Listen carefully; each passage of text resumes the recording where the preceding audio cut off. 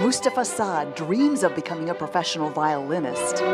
He can't imagine doing anything else. The violin will stay with me. The violin will be something like my wife, something like my little boy, little girl. It's my life. Music is my life. Mustafa is from a small Palestinian village north of Nazareth, and at 12 years old, he's now the youngest musician in the Palestine Youth Orchestra, a group that brings together young Palestinians from around the world with the goal of building cultural and artistic connections. Bravo, thank you very much for your time. Thank you. Mustafa auditioned for the orchestra after winning a national music competition sponsored by the Edward Said National Conservatory, which founded the orchestra 6 years ago. Members of the orchestra and guest musicians have traveled here to Jordan to prepare for a concert.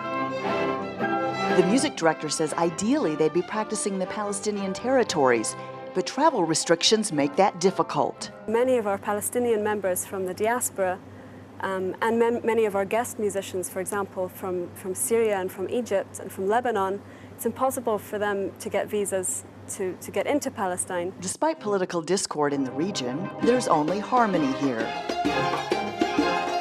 And after 9 days of round-the-clock rehearsals, the big day is finally here. Thank you very much. Mustafa and fellow orchestra members were in for an unexpected challenge when they arrived at the Citadel for a sound check before their performance. Strong winds forced the orchestra and stagehands to make some major adjustments, all at the last minute, of course. It's less than an hour before showtime, and stagehands are hoping that the wooden barrier they just set up will help to keep the wind at bay during the concert. Most British orchestras would have crumbled by now, you know, and got really fed up because they've been waiting so long even to come on and rehearse. But there's a good mood, and I think we're going to be all right. That positive attitude paid off.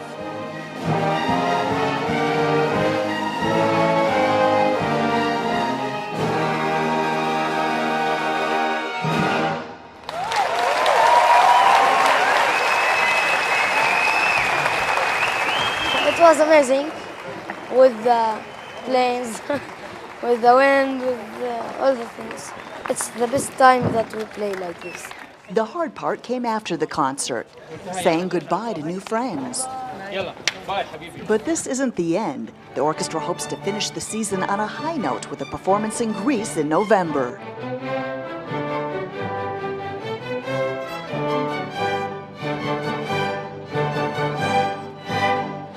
Reporting for CNN, I'm Amy Hybels.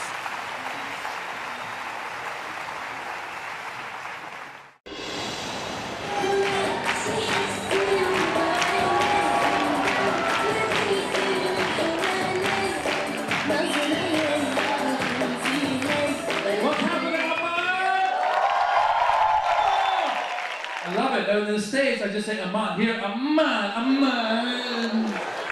So I asked one of the Jordanians, I said, why? What's with the And he said, Habibi, there's an ain in there.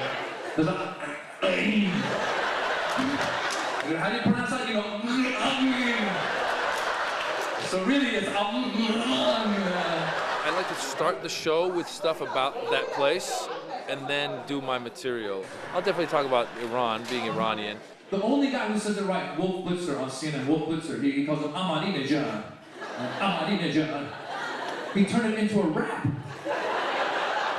He was like, hip hop Ahmadinejad.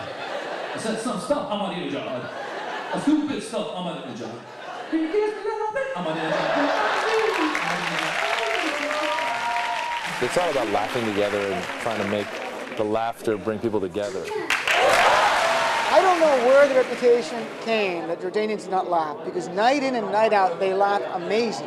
They laugh at every joke at the right place. They cheer. Doing shows around the region, so obviously Dubai's struggling a little bit now. I hope things get better. I was there like a year ago. It was still crazy construction. This is when I'm standing there, and the guy goes, excuse me, can you move? I'm like, why? Because we're putting a building here.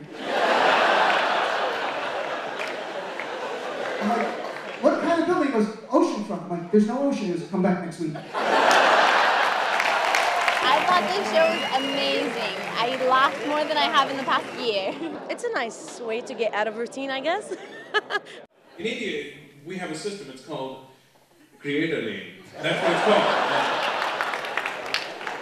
And I'll tell you, they don't even give you a driver's license. They go, if you see an open space, take it and go. But in Lebanon, they speak French and they speak Arabic, but they don't really speak that much Arabic because all they do is say Habibi for everything. This guy's like, hey, Habibi, come here, Habibi. Hello, Habibi. Habibi, hello, Habibi. Habibi. Ah, Habibi. Ah, yeah, Habibi.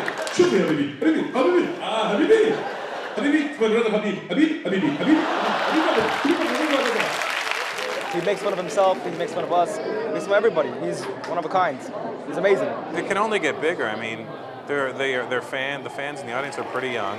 It's a pretty young demographic, and they're the ones that really get it. You know, they're the internet culture. So they're more globally minded. I had so much fun. My belly hurts from laughing. I laughed so hard. It's just amazing. I can't wait for next year.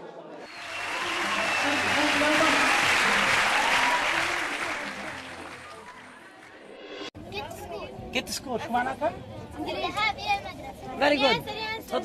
44 girls cram into this makeshift classroom inside a tent in the Za'atari refugee camp in Jordan. While the 7th grade English class has no books yet, young students supplied with pens and notebooks have a strong will to learn. In Syria, we couldn't study because they destroyed the school there, explains this 13-year-old from Dara, who says she's very happy to be back in school. Today's English lesson provides a timely diversion from the harsh reality of living in a refugee camp. They play, interact with their other children and make new friends, and are busy even after school hours with doing homework, and so that all brings back a sense of normalcy to their lives. UNICEF communication specialist Samir Badran says the new school is a joint initiative between UNICEF and the Ministry of Education with funding from the EU. The next phase of the school, according to Badran, will involve relocating the students to winterized tents and new prefabricated units being built with funding from the U.S. Embassy and the Bahraini government. When asked about the most difficult part of living in a refugee camp, the 7th grader replied, the cold, the dust, and the heat.